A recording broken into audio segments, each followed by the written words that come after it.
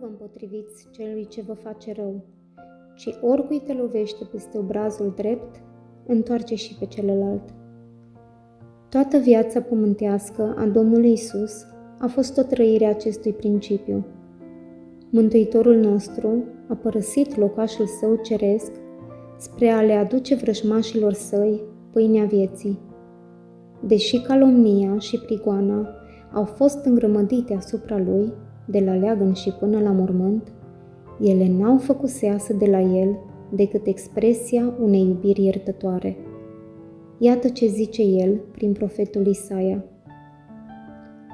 Mi-am dat spatele înaintea celor ce mă loveau și obrajii înaintea celor ce îmi smulgeau barba. Nu mi-am ascuns fața de ocări și de scuipări.